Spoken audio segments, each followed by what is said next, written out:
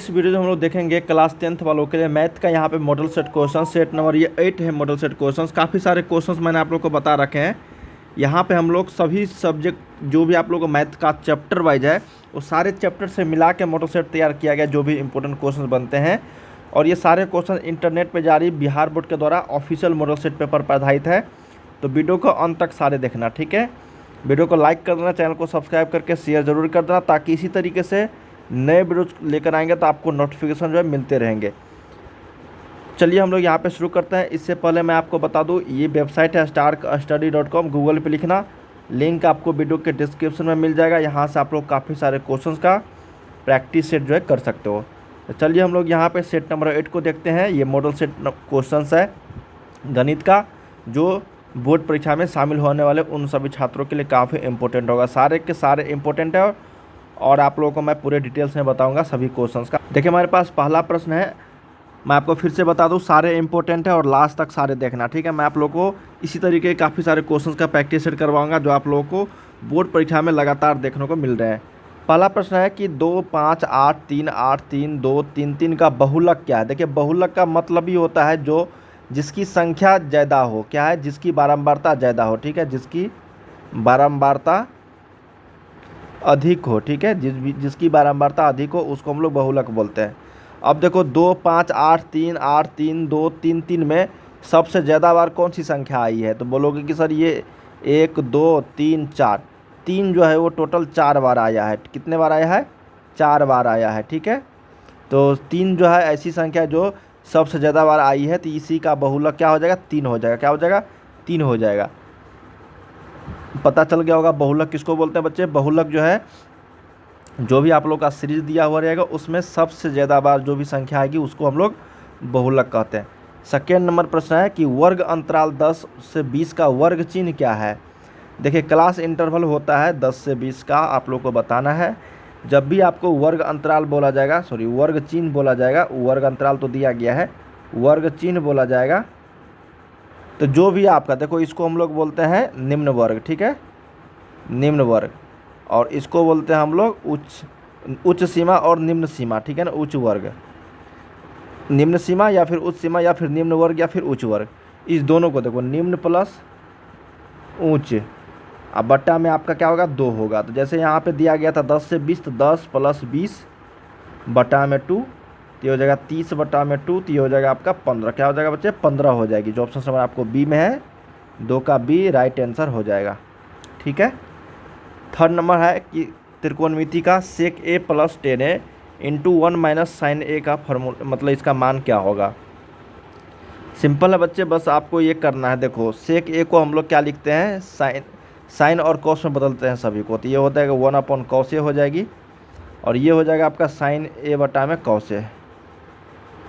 Into पहले से दिया गया है 1 - में sin a। अब यहाँ से एलसीएम लेंगे तो ये cos a हो जाएगा, ऊपर में हो जाएगा 1 + sin a, इंटू है 1 - sin a। अब मल्टीप्लाई करोगे तो a + b into a - b हो जाएगी ये, तो ये हो जाएगा आपका 1 - में sin स्क्वायर a, अब बट्टा में हो जाएगा ये cos a, ठीक है। और 1 - sin स्क्वायर a होता है cos स्क्वायर a, अब बट्टा में है आपका cos a।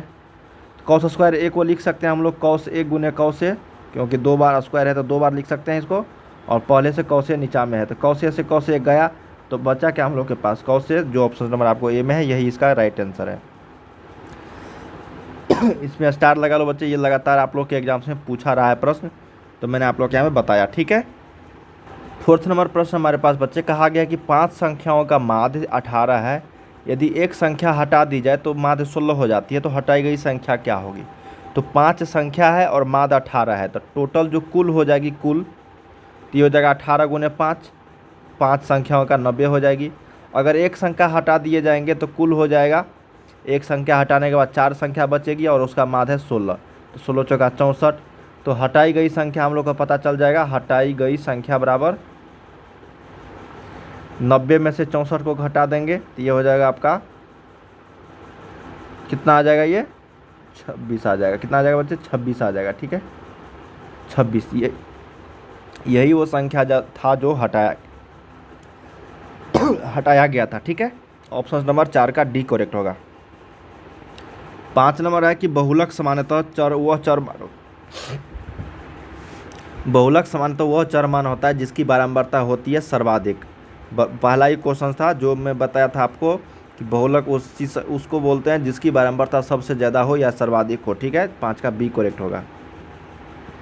6 है साइन स्क्वायर ए बटा में कॉस स्क्वायर ए प्लस 1 का मान क्या होगा। तो बच्चे साइन स्क्वायर ए प्लस कॉस स्क्वायर ए होता है टेन स्क्वायर ए। ठीक है, तो टेन स्क्वायर ए प्लस 1, तो ये फार्मूला होता है 1 प्लस टेन स्क्वायर। 1 प्लस में टेन स्क्वायर ए बराबर होती है आपका सेक स्क्वायर ए के बराबर। क्या होता है बच्चे, सेक स्क्वायर ए के बराबर। 6 का बी करेक्ट होगा। 7 नंबर देखते हैं कि समबेलन का पूर्ण पृष्ठ क्षेत्रफल, ये फार्मूला है समबेलन का पूर्ण पृष्ठ क्षेत्रफल होता है 2 pi r into r plus h. क्या होता है 2 pi r into r plus h. इसी को हम लोग लिख सकते हैं 2 पाई आर स्क्वायर प्लस में 2 पाई आर एच। ठीक है, इसी को जब कैलकुलेशन करोगे यहाँ पे कोष्ठ को हटाओगे कोष्ठक को तो यही मान आएगा। तो ये भी होता है आपका कुल पृष्ठीय क्षेत्रफल बेलन का। ठीक है, 8 नंबर है कि दो बेलनों की त्रिज्याओं के वर्गों का अनुपात दिया गया और उनकी ऊंचाइयों का अनुपात दिया गया, तो उनके आयतनों का अनुपात, आयतन क्या होता है पाई आर स्क्वायर एच होता है। ठीक है, लेकिन हम लोग को अनुपात पूछा गया है, दो बेलन है ना, तो एक को मानते हैं कि पाई आर 1 स्क्वायर एच 1 और दूसरा में मानते हैं पाई आर 2 का स्क्वायर एच 2, क्योंकि पाई दोनों में कॉमन है तो पाई से पाई चला जाएगा। त्रिज्या का अनुपात कितना है 2 का स्क्वायर गुने ऊंचाइयों का अनुपात 5, फिर दूसरा में है वर्ग ऊंचाई त्रिज्या का अनुपात 5, तो 5 का स्क्वायर गुने में आपका 2 हो जाएगा। ठीक है, तो हो जाएगा 4 गुने में 5 बटा में 25 गुने 2, ये हो जाएगा 5 25 और ये हो जाएगा 2 दूनी 4, ये हो जाएगा 2 बटा में 5, जिसको हम लिख सकते हैं 2 अनुपात 5। बहुत ही शानदार प्रश्न था बच्चे, ये आपको याद रखना पड़ेगा। 8 का बी करेक्ट यहाँ पे हो जाएगी। ठीक है, 9 नंबर है कि 10 60 माइनस 10 30 बटा में 1 प्लस 10 60 इंटू 10 30। जब भी आप लोग को ये पूछा जाता है ना, तो आपको याद रखना होगा, ये फार्मूला होता है 10 a माइनस बी। ठीक है, 10 a माइनस बी बराबर क्या होता है 10, अगर यहाँ पे माइनस दिया रहेगा ना 10 a माइनस बी, देखो इसको ध्यान से देखो बच्चे, दो फार्मूला होता है ये 10 a माइनस बी का फार्मूला अगर पूछा जाएगा तो आप बताना है 10 a माइनस में 10 b। ठीक है, अब बटा में हो जाएगा 1 प्लस में 10 a इंटू 10 b। ये था आपका जब माइनस रहेगा तब। जब प्लस रहेगा 10 a प्लस b, तो आपको याद होनी चाहिए 10 a प्लस में 10 b होता है। अब बट्टा में हो जाता है आपका 1 माइनस में 10 a इंटू 10 b। ठीक है, तो हम लोग को यहाँ पे ऊपर में माइनस है, तो इसका मतलब 10 a माइनस बी वाले फार्मूला लगेगा। 10 a के जगह पे 60 या माइनस b के जगह पे 30, तो 10 60 माइनस 30 हो जाएगा 10 30, तो 10 30 का मान होता है 1/√3। जो ऑप्शन नंबर आपको बी में है यही इसका राइट आंसर है। 9 का बी यहाँ पे करेक्ट होगा। ठीक है, चलिए 10 नंबर देखते हैं। यहाँ पे प्रश्न हमारे पास कहा गया है बच्चे यहाँ पे कि यदि बिंदु 4, P, क्या प्रश्न हमारे पास, यदि बिंदु 4, P तथा 1, 0 के बीच की दूरी 5 है तो P बराबर की क्या हो जाएगा। तो देखो ये मानते ये A बिंदु है और ये B बिंदु है। ठीक है, ये दोनों के बीच की दूरी 5 दिया गया है और इसका निर्देशांक 4, P है और इसका निर्देशांक 1, 0 है। तो दूरी सूत्र से हम लोग निकाल लेते हैं बच्चे। क्या होगा, 4 में से 1 का स्क्वायर हो जाएगा 3 प्लस P माइनस 0, तो P स्क्वायर बराबर 5 का स्क्वायर। ठीक है, तो ये हो जाएगा 9 प्लस P स्क्वायर बराबर ये हो जाएगा 5 25।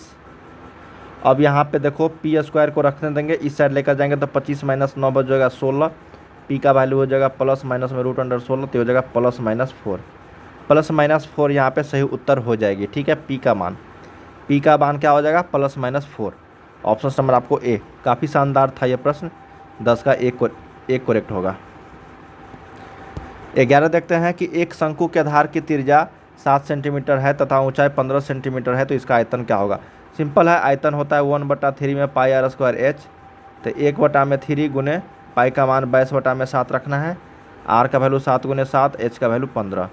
7 से 7 गया, 3 पंचे 15 हुआ, तो ये हो जाएगा 22 सत्ते 154 और गुने में 5, ये हो जाएगा 5 चौके 20, 5 25, 2 27, 5 2 7, 770 सेंटीमीटर क्यों हो जाएगा। 11 का बी करेक्ट हो जाएगा। ठीक है, अगला है ये शानदार प्रश्न बच्चे कि यदि a cos theta plus b sin theta बराबर 4 है तो a sin theta minus b cos theta बराबर 3 हो, तो a square plus b square का मान क्या होगा। ये लाजवाब क्वेश्चन है, इसको ध्यान से देखना है। ठीक है, तो इसको ध्यान से देखना है कैसे कि दोनों को स्क्वायर, क्योंकि ए स्क्वायर प्लस बी स्क्वायर हमको पता करनी है और यहाँ पे है ए कॉस थीटा। तो दोनों और क्या करेंगे, इसमें भी स्क्वायर करेंगे और इसमें भी स्क्वायर करेंगे। जब इसको स्क्वायर करेंगे पहले वाले को तो ये हो जाएगा a square cos square theta plus हो जाएगा ये b square sine square theta. अब माइनस प्लस में है हो जाएगा ये 2ab कॉस थीटा इंटू में साइन थीटा और ये हो जाएगा 4 का स्क्वायर 16। ठीक है, अब इसको जब हल करोगे दूसरा वाला को तो ये हो जाएगा आपका ए स्क्वायर साइन स्क्वायर थीटा, यहाँ पर लिख देता हूँ। ठीक है, जब इसको करोगे दूसरा वाला को तो ये ए स्क्वायर साइन स्क्वायर थीटा हो जाएगी प्लस हो जाएगा ये बी स्क्वायर आपका कॉस स्क्वायर थीटा। अब माइनस है तो यहाँ पे माइनस हो जाएगा 2ab cos theta into sine theta. क्या हो जाएगा, कॉस थीटा इंटू में साइन थीटा। आप 3 का स्क्वायर हो जाएगा 9। जब इसको हल करोगे ना बच्चे, जब इसको जोड़ोगे दोनों को तो ये हो जाएगा a square cos a square, दोनों में कॉमन आ जाएगा तो a square cos square theta plus sine square theta ये हो जाएगी कॉस स्क्वायर थीटा प्लस में साइन स्क्वायर थीटा। यहाँ पे प्लस बी स्क्वायर कॉमन आएगा तो बी स्क्वायर ले लेंगे कॉमन और बचेगा साइन स्क्वायर थीटा में प्लस कॉस स्क्वायर थीटा। अब बराबर ये दोनों तो ये सेम है, दोनों जो है ये देखो ये दोनों क्या है बच्चे, ये दोनों सेम है। तो दोनों सेम है और प्लस माइनस है तो दोनों क्या हो जाएगा, आपस में कट जाएगी और ये 16 प्लस 9 हो जाएगा 25। और इसका वैल्यू होता है आपका 1 और इसका भी वैल्यू होता है 1, क्योंकि साइन स्क्वायर थीटा में प्लस में कॉस स्क्वायर थीटा का जो वैल्यू होता है वो 1 के बराबर होती है। तो बच्चा क्या ए स्क्वायर और 1 से मल्टीप्लाई करेंगे तो ए ही आएगा। तो ए स्क्वायर प्लस में आपको बी स्क्वायर बराबर 16 ना 25 इसका राइट आंसर हो जाएगा। अब मैं आपको एक ट्रिक बताता हूँ बच्चे कि जब भी आपको इस तरीके के प्रश्न देखने को मिलेंगे कि A cos theta plus B sine theta, जब भी इस तरीके के प्रश्न मिलेंगे आपको कि ए साइन थीटा प्लस में आपको बी कॉस थीटा बराबर 6 और ए साइन थीटा यहाँ पे ए कॉस थीटा और आपको माइनस में अगर बी साइन थीटा देखने को मिलेंगे और ये आपको 2 देखने को मिलेंगे। ठीक है, तो यहाँ से आप लोगों से पूछा जा सकता है ए स्क्वायर प्लस बी स्क्वायर का वैल्यू हमेशा। ठीक है, जब भी आपको ए स्क्वायर प्लस बी स्क्वायर का मान पूछा जाएगा तो सिर्फ और सिर्फ आपको क्या करना है, इसका स्क्वायर करना है 6 का स्क्वायर और प्लस में 2 का स्क्वायर। ठीक है, जो 2 यहाँ पे है और यहाँ पे है तो 6 का स्क्वायर 36 हो जाएगी और प्लस 2 का स्क्वायर 4 हो जाएगा तो 36 4 40, इसका आंसर 40 हो जाएगी। ठीक है, मैं आपको क्या बताया कि जब भी आपको इस तरीके के प्रश्न देखने को मिलेंगे तो दोनों का जो मान दिया रहेगा बराबर वाला उसका स्क्वायर करके दोनों को जोड़ देना है। ठीक है, तो ये ए स्क्वायर प्लस बी स्क्वायर का वैल्यू आ जाएगी। तो यहाँ पे 12 का सी करेक्ट हो जाएगा। अगला है कि ये शब्द मोबाइल से यादृच्छा एक अक्षर चुना जाता है तो उस अक्षर के स्वर चुने जाने की प्रायिकता क्या होगी। तो देखिए मोबाइल शब्द है MOBILE। ठीक है, टोटल जो शब्द है यहाँ पे NS का मान वो है आपका 1 2 3 3 6 है। यहाँ पे भवेल कितना है बच्चे, भवेल जो है यहाँ पे O है I है और E है, टोटल 3 है। तो निकाल दो यहाँ से बच्चे, क्या हो जाएगा देखो इसका जो प्रायिकता निकालेंगे हम लोग, प्रायिकता बराबर 3 बटा में टोटल 6 तो 1 बटा में 2 हो जाएगा। ऑप्शन नंबर आपको बी यहाँ पे करेक्ट हो जाएगी। अगला देखते हैं कि निम्नलिखित में से कौन सी संख्या सबसे छोटी संयुक्त संख्या है, स्मॉलेस्ट कंपोजिट नंबर। देखिए कंपोजिट नंबर इसको बोलते हैं जिसका 2 से ज़्यादा गुणनखंड होती है। ठीक है, तो सबसे छोटी जो संयुक्त संख्या है वो आपका 4 है। क्या है, 4 है। पाई कौन सी संख्या, तो पाई एक अपरिमेय संख्या बच्चे याद रखना है, ए हो जाएगा। अगला है कि निम्नलिखित में से कौन सा अपरिमेय संख्या, अपरिमेय संख्या बताना है तो ये हो जाएगा 3 चौके 12 1 बटा में 4 तो ये हो जाएगा 1 बटा में 2 इसका वैल्यू। तो ये परिमेय संख्या, ये भी आपका 7 से 7 कट जाएगा तो बचेगा रूट अंडर में 1 तो ये भी आपका परिमेय संख्या हो जाएगी। और जब इसको मल्टीप्लाई करोगे तो ये 2 हो जाएगा तो ये भी परिमेय संख्या हो जाएगी। बचा ये तो 2 पंचे 10 तो 1 बटा में 5 रूट अंडर 1 बटा में 5 ये आपका अपरिमेय संख्या, क्योंकि इसका हम लोग पूर्ण वर्ग नहीं निकाल सकते। ऑप्शन नंबर 16 का बी करेक्ट होगा। 17 देखते हैं बच्चे यहाँ पे प्रश्न हमारे पास कि 2 संख्याओं के लौसव तथा मौसव बराबर है तो संख्या क्या होगी। 2 संख्या है कोई और उसका लौसव तथा मौसव अगर बराबर है बच्चे, ठीक है ना, तो वो संख्या लगभग बराबर होगी। क्या होगी, बराबर होगी। जैसे मान लो कि 12 और 12 2 संख्याएं हैं। ठीक है, इसका LCM भी 12 होगा बच्चे और आपका HCF भी क्या होगा, 12 होगा। तो संख्या भी बराबर है, संख्या भी 12 है और एलसीएम और एचसीएफ भी 12 है, ठीक है। इसलिए वो संख्या क्या होगा, इक्वल होगा। अगला देखते हैं 0.29। 0.29 के ऊपर रेकरिंग है, तो मैंने आपको बता रखा था जितना रेकरिंग है उतना नीचे में 9, तो 29/99 इसका आंसर हो जाएगी। क्या हो जाएगी, 29/99। 18 का डी। 19 देखते हैं बच्चे क्या है कि 1 माइनस में साइन स्क्वायर 60, तो ये होता है कॉस स्क्वायर 60 के बराबर। कॉस स्क्वायर 60 जो होता है वो √3/2 के 1/2 के बराबर होता है, तो 1/2 का स्क्वायर हो जाएगी, तो ये हो जाएगा आपका 1/4। क्या हो जाएगा, 1/4। ये फार्मूला कहाँ से आया, हम लोग जानते हैं 1 माइनस साइन स्क्वायर थीटा जो होता है वो कॉस स्क्वायर थीटा के बराबर होती है। और ये भी जानते हैं कि sign square theta plus cos square theta का मान 1 होता है, ठीक है। इसी तरीके से यहाँ पे मान आया है ये वाला। अगला है कि निम्नलिखित में से किसका दशमलव प्रसार शांत है। अगर कोई संख्या p/q के रूप में है और q का 2 और 5 के रूप का गुणनखंड है तो वो संख्या हमेशा शांत होगा। और ये भी ध्यान रखना है कि p और q में कोई भी उभयनिष्ठ गुणनखंड नहीं होनी चाहिए, मतलब कोई भी कॉमन नहीं होनी चाहिए, ठीक है। जैसे यहाँ पे 7/40 है बच्चे, तो यही इसका राइट आंसर हो जाएगा। बाकी देख लेना सभी में आपको 2 और 5 के अलावा आएगा। इसमें देखो 7/40 है, ये आपका हो जाएगा 7/2 का q गुने 5 का 5 आ जाएगा, ठीक है। तो ये देखो 2 और 5 के अलावा कुछ नहीं आ रही, तो यही इसका दशमलव प्रसार शांत है। बाकी में 3 गुने 7 आ रहा है, देखो इसमें भी आपका 11 गुने 11 आ रहा है और इसमें भी आपका 14 का स्क्वायर आ रहा है, मतलब 2 का स्क्वायर गुने 7 ये सब आएगा, तो ये भी आपका नहीं होगा। इसलिए 20 का 1 करेक्ट होगा। या फिर आप भाग विधि से भी देख सकते हो कि जो कट जाएगा पूरी तरीके से वो शांत दशमलव प्रसार हो जाएगा। 21 देखते हैं कि किसका दशमलव प्रसार शांत है। बताओ दशमलव प्रसार शांत किसका है। इसी का हो जाएगा ऑप्शन नंबर ए, क्योंकि 5/8 है, कोई कॉमन भी नहीं है और 8 को लिख सकते हैं 2 के पावर q। देखो 2 भी आएगा तो चलेगा, 5 भी आएगा तो चलेगा, 2 और 5 भी आएगा तो चलेगा, लेकिन 2 और 5 के अलावा कुछ आ जाएगा तो वो नहीं चलेगा। इसका मतलब यहाँ पे 5 के पावर 0 है, तो सही उत्तर यहाँ पे क्या होगा, 21 का 1 करेक्ट हो जाएगा। बाकी सभी में देख लो 3 और 5, 2 और 5 के अलावा आएगा ही आएगा कुछ ना कुछ, ठीक है। या फिर भाग विधि से भी आप लोग देख सकते हो। बोलोगे कि सर इसमें देखो आप लोग, सॉरी अशांत पूछा गया बच्चा, अशांत मैंने देखा नहीं, अशांत पूछा गया, ठीक है ना, इसको ध्यान से देखना था। अशांत पूछा गया था, तो ये तो शांत होगा, ये भी आपका शांत होगा, ये भी आपका क्या होगा, शांत होगा या फिर अशांत होगा, देख लेते हैं। हाँ, ये भी आपका क्या होगा, शांत होगा, क्योंकि यहाँ पे 2 के पावर 512 जाए पूर्ण वर्ग है, क्या है, पूर्ण वर्ग है, ठीक है। तो ये भी आपका शांत होगा। बच्चा ये आपका, तो ये आपका हो जाएगा अशांत। क्या हो जाएगा, ये अशांत हो जाएगी, ठीक है। बाकी ए, बी और सी जो यहाँ पे ये तीनों शांत है। अगला देखते हैं 22 नंबर की 400 के अभाज्य गुणनखंड में 5 का घातांक क्या है। तो सिंपल है कि 400 के अभाज्य गुणनखंड निकालते हैं। 2 हो जाएगा ये 200, 2 हो जाएगा 100, 2 हो जाएगा 50, 2 हो जाएगा 25 और ये 5 हो जाएगा 5। तो 2 के पावर 4 गुने 5 के पावर 2। 5 का घातांक कितना है, 5 का घातांक 2 है। कितना है, 2 है। ऑप्शन नंबर 22 का 1 करेक्ट होगा।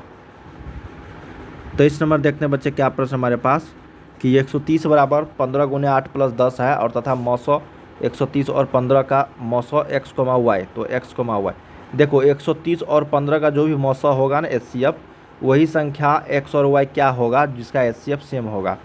तो बच्चे 130 और 15 का हम लोग HCF देखते हैं, तो यहाँ पे जो सही उत्तर आएगा इसको भाग दे सकते हो 15 में 130 से। देखो तो ये हो जाएगा 15 और 120, तो ये कट जाएगा 10 और ये हो जाएगा 15, तो नहीं लगेगा, तो यहाँ पे 10 होगा, 5 दूनी 10, ठीक है, 5 दूनी 10। जो भी आपको आपस में कटा तो HCF इसका कितना आया, HCF आया इसका कितना, 5 आया। अब बताओ कौन सी ऐसा ऑप्शंस में है जिसका HCF 5 आएगा, ठीक है, 5 आएगा।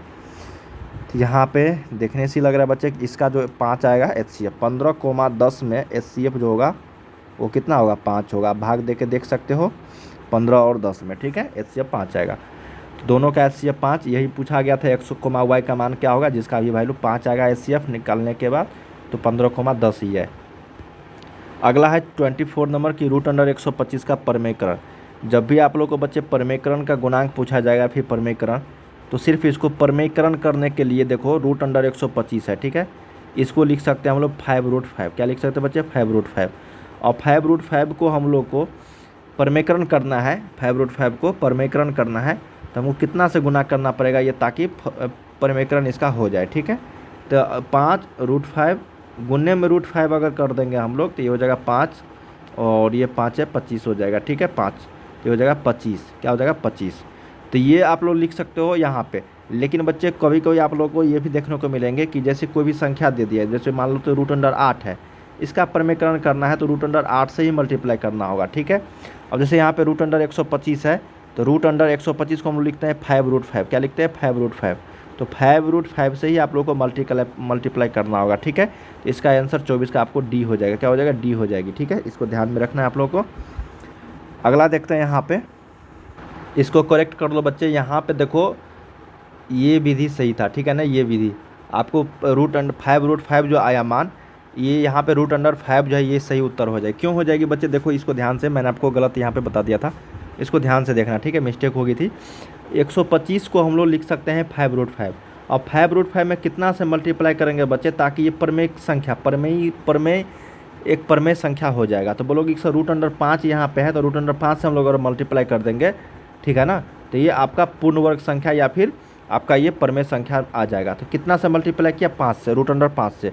यानी तो एक और तरीका है इसको समझने का, ये इंपॉर्टेंट है बच्चे, बहुत सारे छात्र इसमें मिस्टेक करते हैं, इसको ध्यान से देखना है।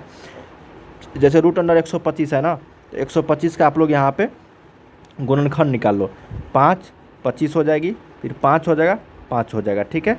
अब देखना जिसका जोड़ा लगता है, जैसे 5 का स्क्वायर, यहाँ पे देखो 5 गुने 5 गुने 5, और यहाँ पे कितना से मल्टीप्लाई करेंगे ताकि ये जोड़ा लग जाएगा।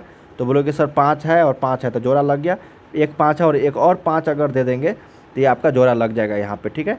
तो यहाँ पे √5 जो है ये सही उत्तर इसका हो जाएगी। 24 का आपको सी करेक्ट हो जाएगा, डी नहीं होगा, सी करेक्ट होगा, ठीक है। चलिए अगला देखते हैं 25 नंबर कि निम्नलिखित में से कौन सा युग्म सह अभाज्य है।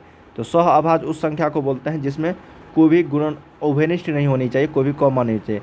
9 और 16, 21 और 84, 15 और 20, 13 और 65, सही उत्तर हो जाएगा आपका ए 9 और 16। 9,16 में देखना कोई भी गुण उभयनिष्ठ नहीं है, बाकी में देखना इसमें आपको 5 नज़र आ जाएगा, इसमें आपको 21 नज़र आ जाएगा, इसमें आपको 13 नज़र आ जाएगा कॉमन, लेकिन इसमें आपका कोई भी कॉमन नहीं है, ठीक है। सही उत्तर 25 का ए। हम लोगों ने बच्चे 1 से 25 तक प्रश्न किए हैं जो आप लोगों को बोर्ड परीक्षा पर आधारित था। इस तरीके के काफ़ी सारे क्वेश्चन मैं आपको आने वाले वीडियोज़ में बताऊँगा। मिलते हैं हम लोग अगले वीडियो में, तब तक के लिए आप लोग पढ़ाई करते रहिए। बाय बाय सभी को। अगर किसी भी तरह का दिक्कत आती है तो आप मुझे ज़रूर कमेंट्स करके बताना, ठीक है।